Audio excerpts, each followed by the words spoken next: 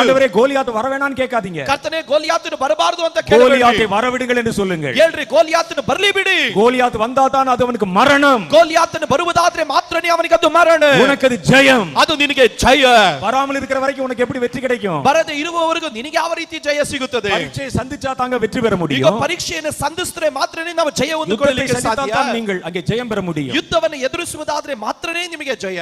கிறிஸ்தவர்கள் வேற மாதிரி ஜெபம் பண்ண கற்றுக்கொண்டிருக்கிறோம். ಕ್ರೈಸ್ತರು ಬೇರೆ ರೀತಿ ಪ್ರಾರ್ಥನೆ ಮಾಡೋದನ್ನ ಕಲಿತುಕೊಂಡಿದ್ದೇವೆ. ஆண்டவரே எதிரிகளை எல்லாம் யாரையும் வர விட்டுறாதீங்க. ಕರ್ತನೇ ವಿರೋಧಿಗಳು ಯಾರು ಹತ್ರ ಬರೋದಕ್ಕೆ ಅನುಮತಿ ಕೊಡಬೇಡ. சூழ்நிலை தாங்க. ಕರ್ತನೇ ಅನುಕೂಲವಾದ ಸಂದರ್ಭಗಳು ಕೊಡು. எதிரிகளை என் கண்ணுக்கே காட்டாதீங்க. ನಮ್ಮ ವಿರೋಧಿಗಳು ನಮ್ಮ ಕಣ್ಣಿಗೆ ಕಾಣಿಸಬಾರದು. நீ யாரு? ನೀನು ಯಾರು? நரி கூட்டமா? ನರಿಯ ಗುಂಪ? நான் பால சிங்கங்கள். நான் ಪ್ರಾಯದ ಸಿಂಹಗಳು. சொல்லுங்க நான் வேட்டைக்கு புறப்பட்டேன். ಹೇಳ್ರಿ ನಾನು ಬೇಟೆಗಾಗಿ ಹೊರಟು ಹೋಗಿದ್ದೇನೆ. நான் சத்துருவிಂದ புறப்பட்டு வா. ಶತ್ರುವೇ ನೀನು ಹೊರಟು ಬಾ.